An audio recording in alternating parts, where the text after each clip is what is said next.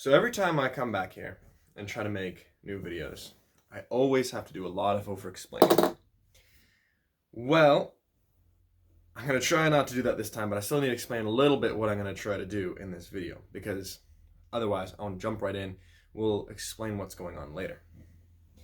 I believe that if you do something a whole bunch of times, you will eventually get to see something come out of it. You'll see something emerge out of it. You'll be able to track the trends of it. And that's what I want to base this experiment on. So I need to be able to do something in pretty much the exact same way a bunch of times, and then be able to change it slightly, and then do it a bunch more times, and see what that slight change becomes. Because slight changes makes you go from a kitten to a cat. Or lets you understand how some small change will evolve over time into another change. And I don't know if that's been done before or anything. This is coming from a point of, hey, I can kind of see things, move things around. Let me see what I can discover.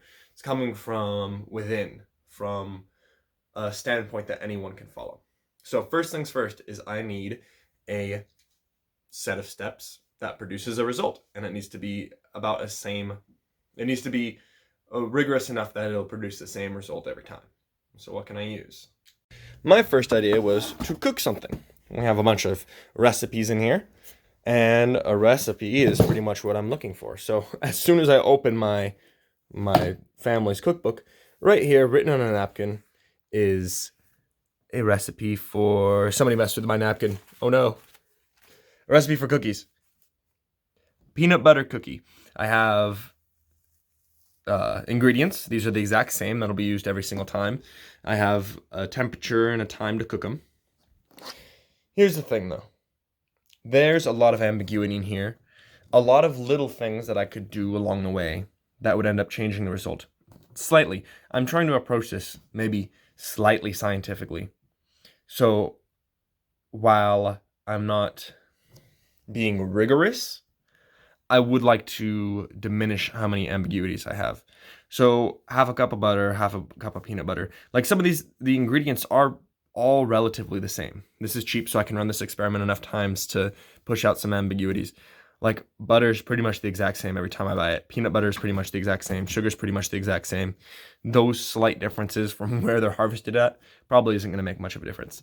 One egg, the size of an egg differs a little bit, right?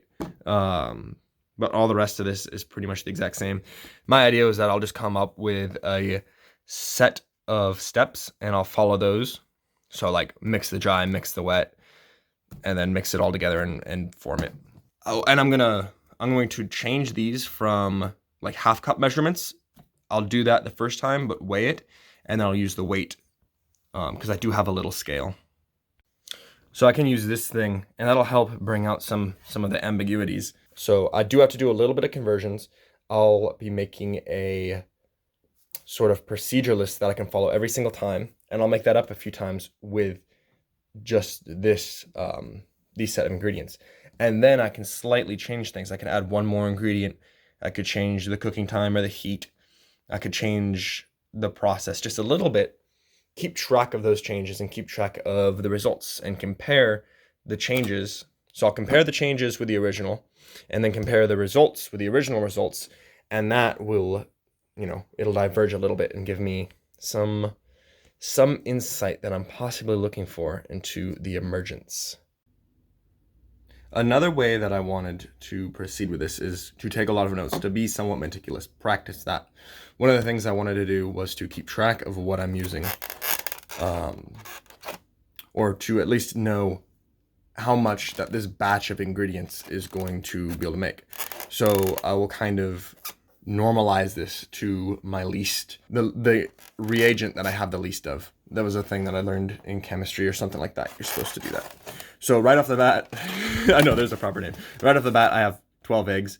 Each recipe takes 1 egg, so that's 12 batches. That's the maximum based off the eggs. With baking powder, I'm pretty sure I have enough of that to last forever. With the vanilla extract, I'm sure I have a decent amount. with the butter, I think it calls for half a cup of butter, which is 1 whole stick. I only bought 1. So that limits me down immediately to 4. And I just got enough of each ingredient, and I wasn't planning this too much ahead of time for how much of each I should get, but that's what I will do when I go buy more ingredients, is I'll know exactly how much to buy of each thing to make sure I'm not wasting anything.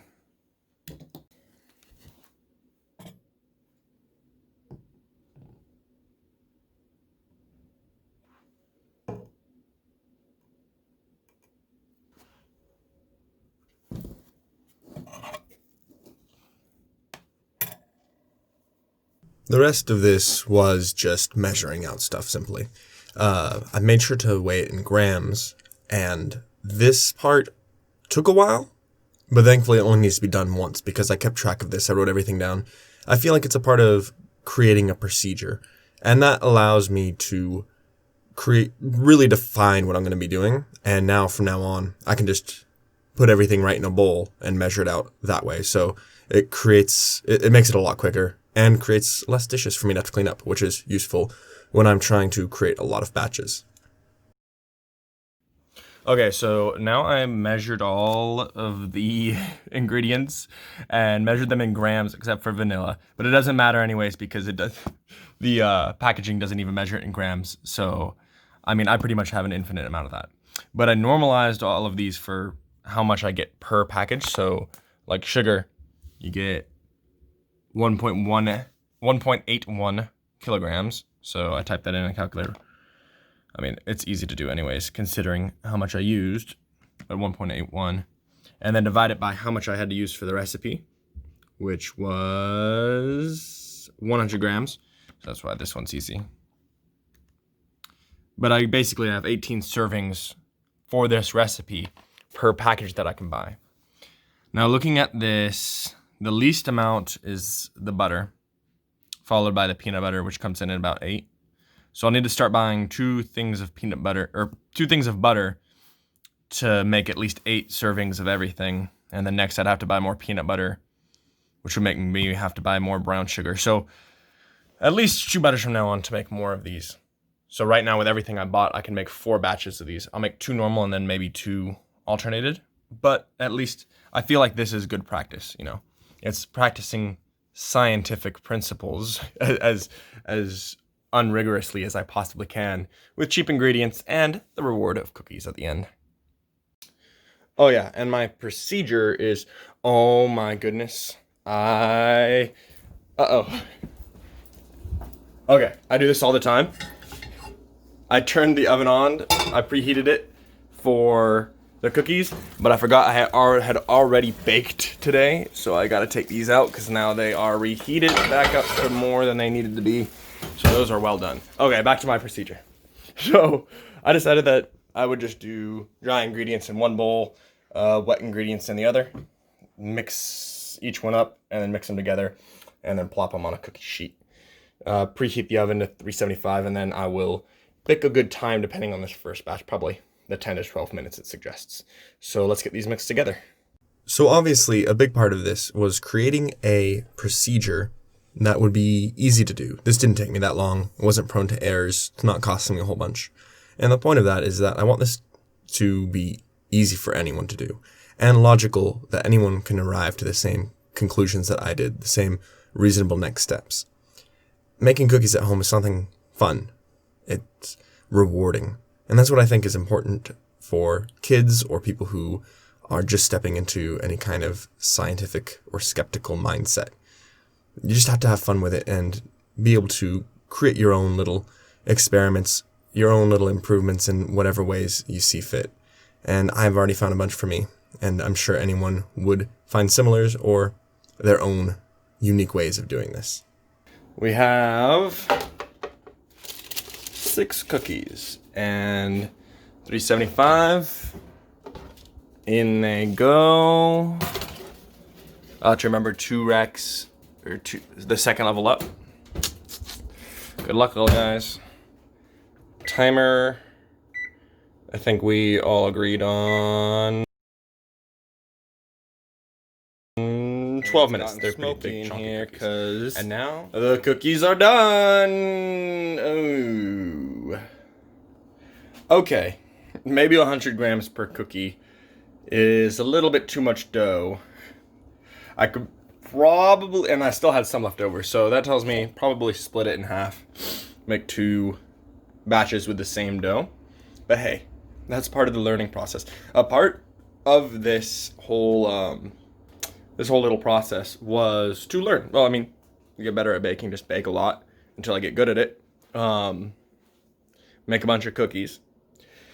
But a part of it is that I know that I needed something to iterate on. I needed to do something, and it didn't matter how it turned out, how good or bad. It's just that once I had something, I could work on it and build from there. So now that I have these delicious cookies, I can improve. So my first improvement obviously is going to use a little bit less dough, maybe 75 grams per cookie. I need to see how these solidify. Maybe it's good just to have big cookies. And then just do slight little improvements on that until I get the basic procedure down. And then I'll start to modify it from there. So there's obviously a lot of steps, and I'm doing this just from like my heart here, what feels right. I'm not consulting with others. Like the most amount of consulting I did was just following a recipe somebody else had written down probably 10 years ago, and probably more than that. But in real scientific endeavor, which is something that I aim to get to eventually, you do have to talk to other people. You have to work with other people. That seems to be one of the consensuses that I can gather, is that you rely on other people heavily. That's something that I've had to come to accept because I do like to be a bit of a lone wolf. This is my way of being a lone wolf while still approaching the teamwork aspect. So, oh my gosh, isn't this so pretty? I absolutely love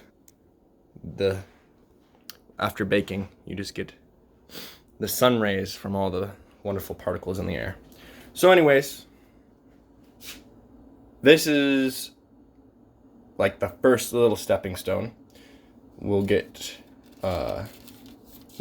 And thankfully, I'm not going to film every single batch of cookies I make, more so just the end products. So that way it expedites it for everyone. But thanks for watching, and I'm going to enjoy some of these.